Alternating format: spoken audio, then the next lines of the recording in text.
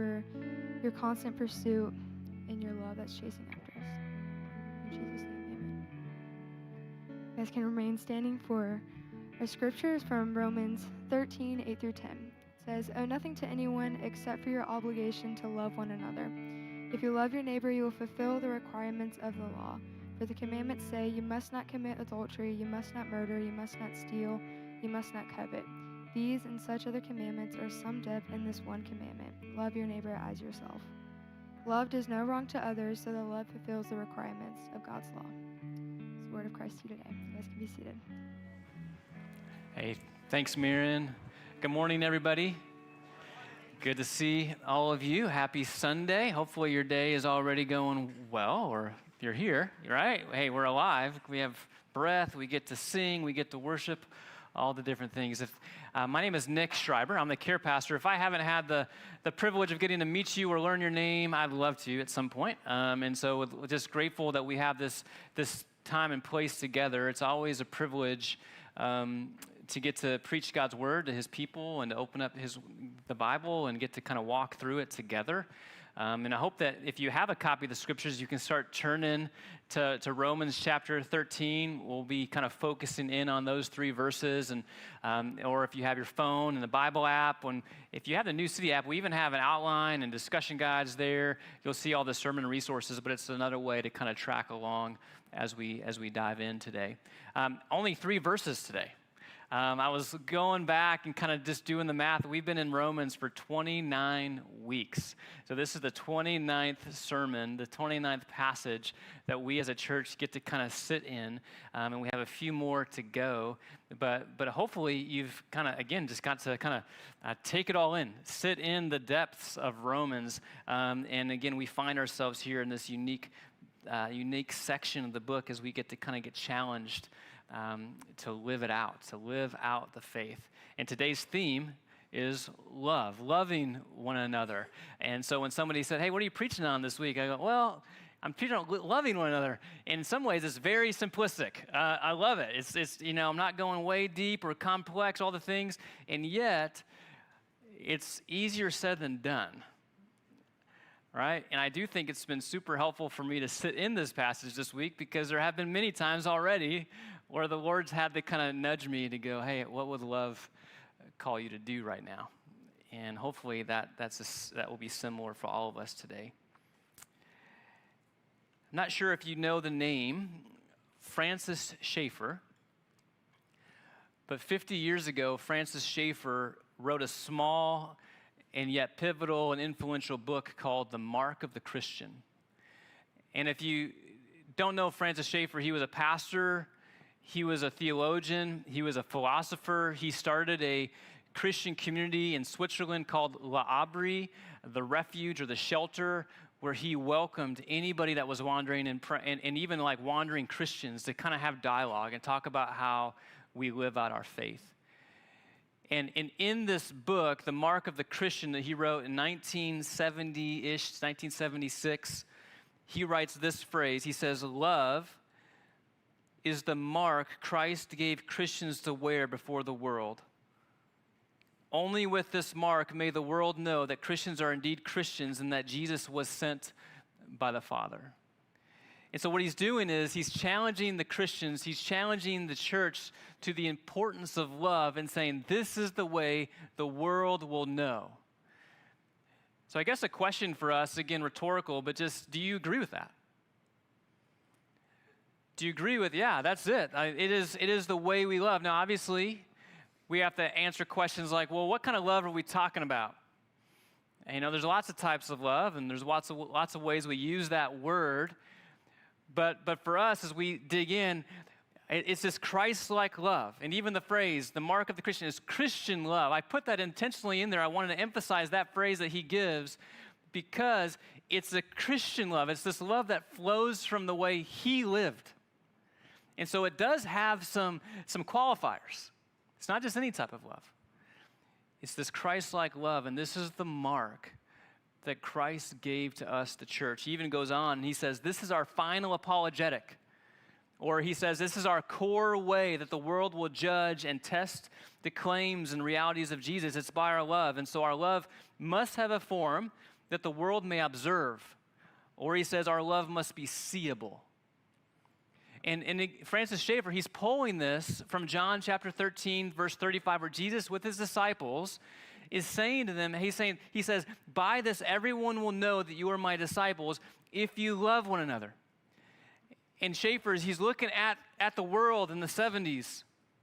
And he says to the people there and to the church then, and he says, there are certain things that are absolutely necessary if we're going to meet the need of our age and the overwhelming pressure we are increasingly facing. And it kind of took me on this deep dive into the 70s. And I don't know if you remember the 70s or if you've done your own research on the 70s, but I want you to hear some of these similarities.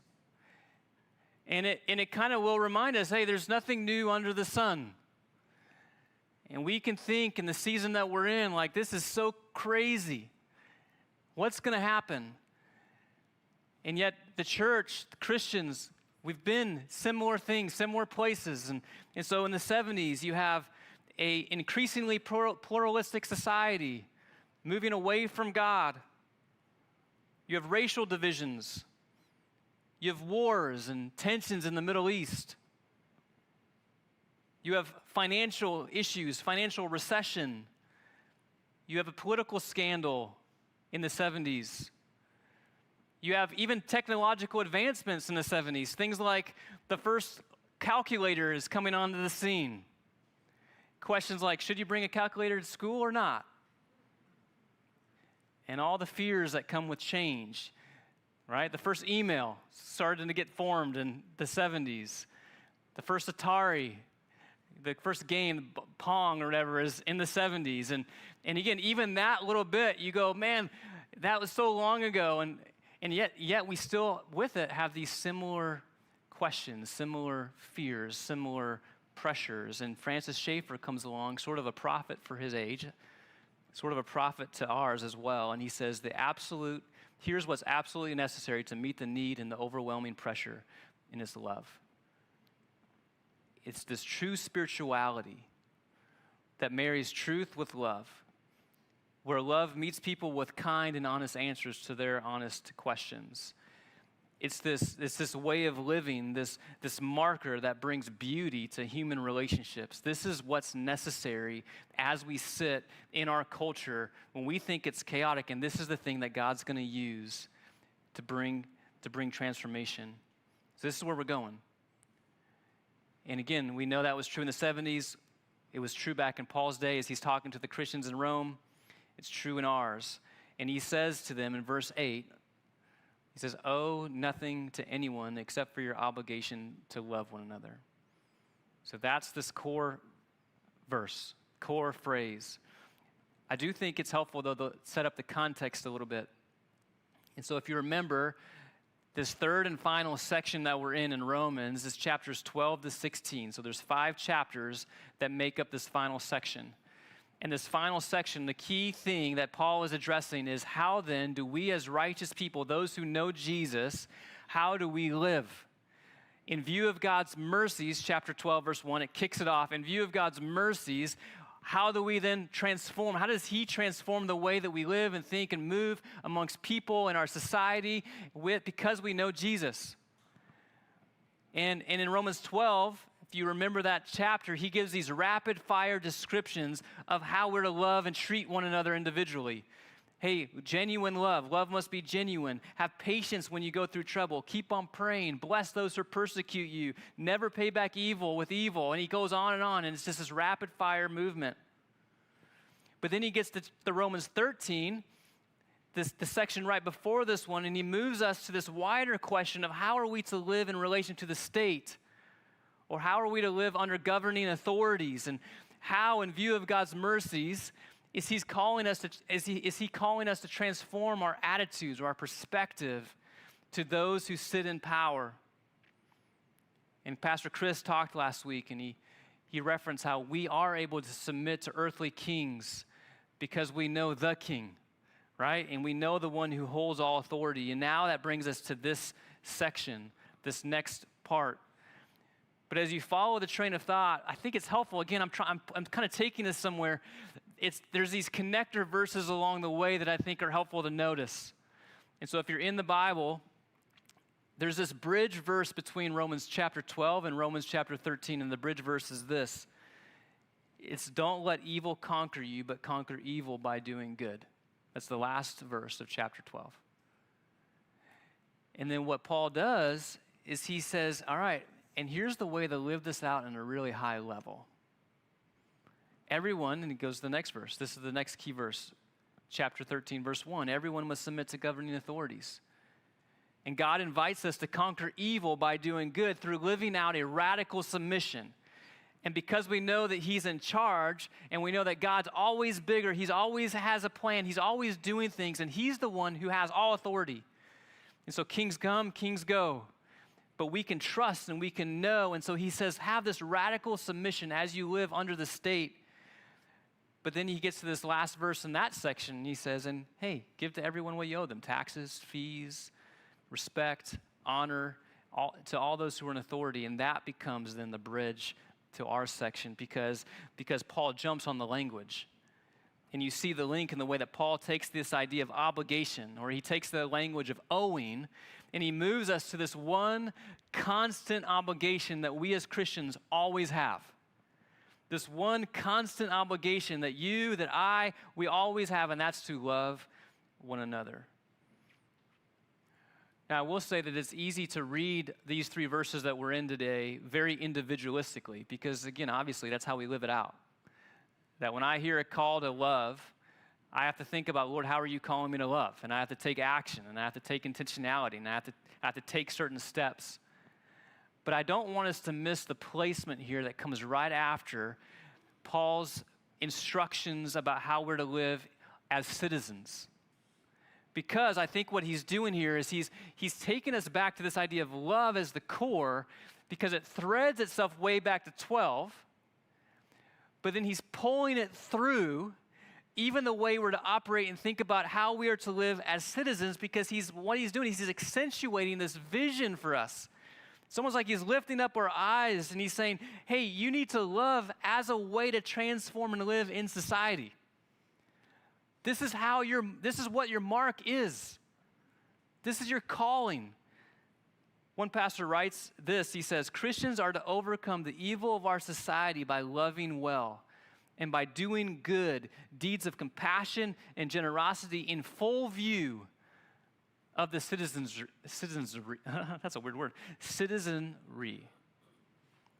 And Paul shifts our focus in this passage from simply our love for one another to the mandate to love all the citizens we live with, those in our neighborhoods, in our communities, in our cities. And so this is where we're at.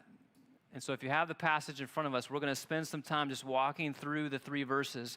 But I want us to know that the first phrase becomes the linchpin, and I'm going to sit in that for the next kind of few minutes. Owe nothing to anyone except for your obligation to love one another. Owe nothing to anyone. Think about how freeing to live that way would be and is. Owing nothing to anyone. Where you're not bound, you're not tied up, you're not needing to look over your shoulder because you have an outstanding debt, or you're not indebted to others, where there's no barriers relationally, where you're not bound by any obligation that would limit you. And this is why Paul says in Romans, or in that same section, just the verse prior, he says, give what's owed. Pay your taxes, government fees, respect, honor, and now more broadly, be free in all your obligations. Pay what you owe so that you don't owe anyone. And he's going to pull us through because there's something that frees us up to do. Now, I will say that verse 8, though, please know it's not meant to be a proof text forbidding a Christian from ever borrowing or ever incurring a debt, to buy a house, to take out a student loan, to buy a car, to have a credit card. But there is a wise principle here that links to where Paul is taking us, that we should pursue a life that would free us from the attachments that can hinder us. Or we should pursue a life where You are at peace with everyone as far as it's up to you to be, that you're at peace with everyone so that you could be free to love. So that is this image. So as I kind of have all these different things that I'm owing or living under, that does create limits. It does bring me or tie me to certain things. And so he says, pay what's owed, faithfully fulfill the obligations you've committed.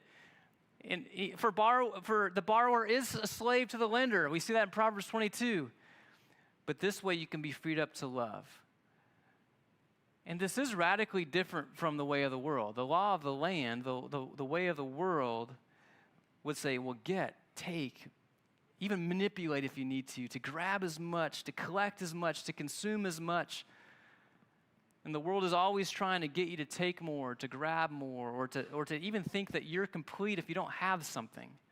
It's hard to even walk through South Park Mall without people coming at you and telling you to buy this or take this or you need that or this will make you look better or whatever, right? It's all around us.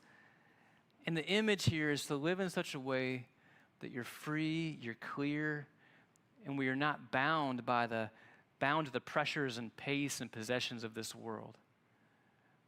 Even Jesus, as he's teaching his disciples about how to go and live and represent him in the cities and the villages, he's telling them, hey, listen, just take what you need. Go so you don't have to worry about all the different things. And when you talk, let your yes be yes and no be no. And be careful all the vows and commitments that you're making because you don't know what's ahead and you don't know the future. And to really to live this way free, then remember to keep things simple. And so this is this image he's given us, is that owe nothing to anyone. But there is this one debt and this one obligation that we will always have. And that's to love. And so when you walk into a room, when you come into this space or any space, what do you automatically owe people? Love. So when you go into a meeting tomorrow, or you step into a classroom, or you step onto a team, or you go into your home, what do you automatically owe people from the gate? Love. And so when I sit across the table, I'm at a restaurant, and a host comes up or a server, what do I automatically owe that person? Love. When I'm walking my dog in my neighborhood, I don't have a dog, but when I'm walking a dog in a neighborhood, what do I automatically owe someone? Love. This is where transforming our minds is so pivotal. Merging us back to Romans 12, verse 2. Transforming our minds so that we can begin to think the way of Jesus. What would it do for you and for me if any space I walked into, I'm thinking I'm walking in space, I automatically owe people love. It'll change every interaction. And so may the Lord help us to be attentive to this wherever I go. And why do I have this debt? Why do I have this debt to intrinsically love now and forever? Because of Jesus. Because he's absorbed my debt. He's set me free. He's lavished his love upon me and named me child. He's given me a new heart, and he's commissioned me with this charge to go and love and do likewise. So this is the foundation of this debt, but please hear this. The foundation of this type of debt, this one and only debt, is radically different than any other debt. Because the foundation of this debt is freedom. It's grace. It's not a debt we're trying to repay. We can't repay it, and we're not intended to. It's not like the Lord, hey, you owe me, you better. That's not the posture.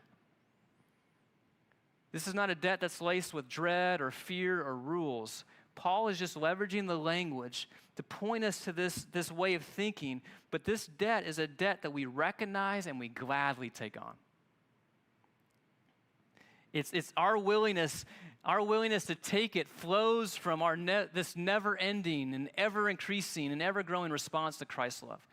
That's this debt we take on because we continue to know who Jesus is and what he's done for us. And so it's all a response. And again, this sits in the section we're in Romans chapter 12 to 16 because everything here is now a response to the gospel and where we've been. And it's because of his mercy that compels us to love. It's this idea, I don't know if you've heard this phrase, but this image of a servant or somebody in the kingdom who says, I don't owe the king anything, but I owe him everything. I know I don't owe the king anything, but I owe him everything.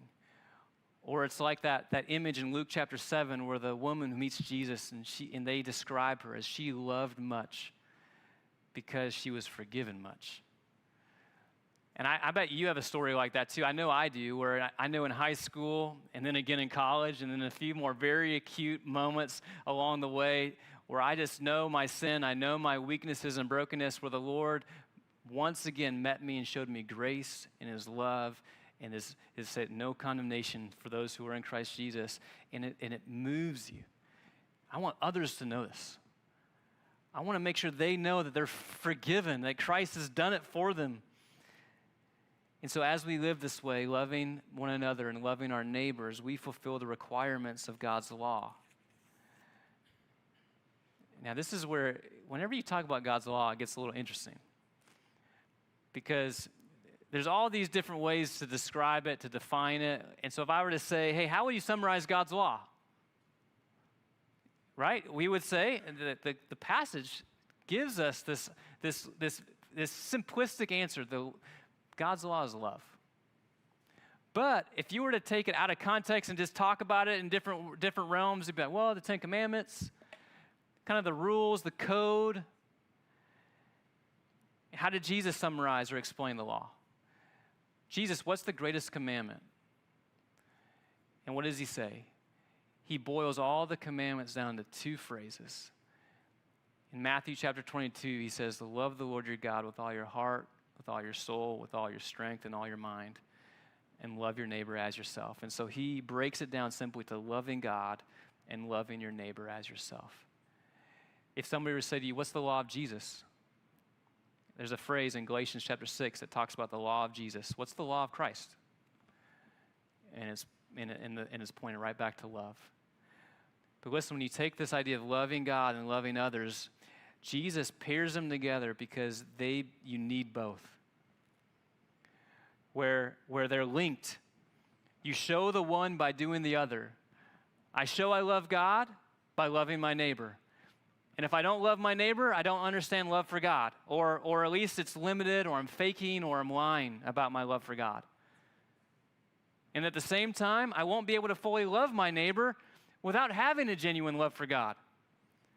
Love for him helps me love others. And so you see that they're linked, and love is the fulfillment of this law.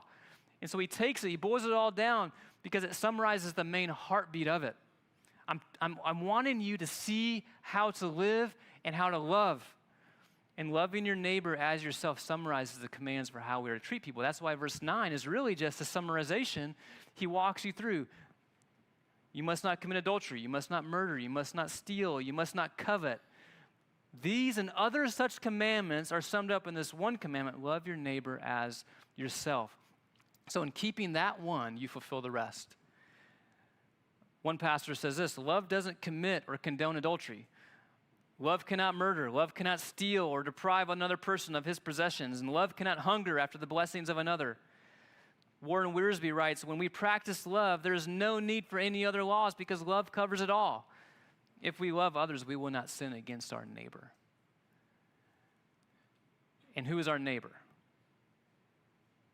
Well, look to your left, look to your right, look in front of you, look behind you. Wherever you happen to be, it's anyone that crosses your path. And you remember Jesus' parable, the Good Samaritan. Hey, who's my neighbor in this parable, this scenario? It's not, that parable teaches us it's not only those who live in the houses to the left of you or to the right of you. It's not limited to just those who like you or who are like you or to those you know or to those who follow Jesus. It's anyone we encounter is our neighbor, including those who are different than us, maybe even hostile to us. There might be people in your life that you have a history with, or they have different opinions than you, or sit on a different side of something as you. For a Chiefs fan, it means even the Raiders fans I have to love. It's anybody. Anyone we encounter is our neighbor. And I do think sometimes, sadly, we as church-going people, we can get caught up in knowledge or good works or rules or doing church that we miss love. We miss seeing the person that's sitting right across from us. And Jesus, in this passage, says love fulfills the law. And when we focus on love, not only will we be keeping all the commandments, but we'll also treat people with kindness and goodness and peace, and we won't do them harm. That's why verse 10 has that very simple phrase, love does no wrong to others. And if we love people rightly, we will fulfill the law rightly. And that's what Paul's telling us today. And so he's given us this charge. He's saying, hey, take upon yourself the obligation to love and to love your neighbor as yourself and conquer evil with good and submit to earthly governing authorities and don't retreat from society and don't compromise in society, but permeate goodness and love within society. And just for a minute or two here, I do want to just point us to one example of this. It's interesting. As I was doing study this week, a couple of different theologians linked Paul's message here to the Christians in Rome to Jeremiah's message to the exiles in Babylon. And they kind of started to show how we learn a lot from both, how we as God's people are to live in society. And I hadn't connected the dots, but when God's people were kind of taken capture by the Babylonians, because God was bringing his judgment because of their idolatry, and the Babylonians take exiles back to Babylon, and they live there. And the Jewish people initially, they were living and staying among themselves, and they were refusing to participate in the unclean pagan city. And Jeremiah had to write to them and tell them, hey, don't do that. You're going to be here for a while, and you have something. You have something that will be able to permeate through and bring goodness and flourishing to this place, even in the secular place. And so don't compromise your identity. That's not what I'm saying. And don't accommodate. But what you should do is, and he gives them this message, build homes, plan to stay, plant gardens, eat the food, marry, have children, work for the peace and prosperity of the city where I sent you into exile. Pray to the Lord for its welfare will determine your welfare. And so basically what Jeremiah is teaching them is how to live in Babylon and yet still be faithful to God. And to live in such a way as to be a blessing in society. And so Jesus will say this in John 17, I pray that they would be in the world, but not of the world. Sadly, though, what happens, though, I think there are these tendencies sometimes as we as Christians and we live in society where we have these we kind of bend towards either two extremes. And in order to live out this passage, Romans chapter 13, 8 to 10, in its full context, we must avoid these two extremes in order to love in this way. Extreme number one is seclusion. This way of thinking of I need to stay away from society, don't go near the dirtiness, keep society at arm's length, don't go to parties, don't dance, don't do anything, don't join that group because it's dangerous. And so the question, though, becomes how do you love your neighbors if you don't know them or if you're not near them? The other extreme is this big word called syncretism. And syncretism is this way of we love society so much that we compromise on obeying God's standards, and we begin to worship as they worship, we begin to live as they live, we begin to think as they think, and instead of being transformed in the way God wants us to, we actually end up being conformed to the patterns of this world, and it's this idea of merging of beliefs and systems, and you end up accommodating. And Tim Keller says we can neither shut ourselves off from society nor conform to it. We cannot live in seclusion from it or be in sync with it. And so there needs to be a third way. And so what's the third way? Well, theologian Richard Niebuhr gives us this phrase that he says, Christians transforming culture one loved neighbor at a time. That's this third way. To love in such a way, as Schaeffer says, as Niebuhr, as Paul, as Jesus, is can you go wherever you go and love in a Christ-like way that's radical, that's self-sacrificing, that's beautiful, that's kind, that serves? Can you love in such a way that you begin to transform culture little by little, one loved neighbor at a time? And listen, you get to go places I cannot go. And I get to go places you can't go. And God has designed the places in which you live, and in which you work, and in which you study. He's given you different hobbies. How can you live and love the people that are right there in all the places that you have, that you work and have hobbies and all the things? How do you think in that way? And God is always doing something bigger. And it is Christ. Christ is the one that is doing the work. But he invites us to be these co-partners with him in the mission. And so the question for us, yes, is how then do we live? And I would say to you too that the Roman Christians, the Christians in Rome during Paul's day, they did end up changing the world. If you remember, they took in the sick and the diseased. They adopted and fostered the orphan, those that were kind of outcasts in society. They offered seats at their tables and hospitality to those that were written off, those who the world had kind of crossed off, and they earned the right to be heard because they were speaking the language of love, because they were living this out. And so I wonder, again, in some ways we can make this simplistic and broad. In some ways you might be sitting here going, man, there's a very specific thing the Lord is calling you to do right now. I'm not sure what it is. But how do you take this obligation of love out of this room, the way you treat, maybe even in this room? And so who in your life is maybe the Lord nudging you towards? Or who do you need to be more intentional around? Or how do you transform your mind to think about, hey, every place I go, I automatically owe them love? The Lord's calling us and commissioning us to live this way. And so how do we serve? How do we care?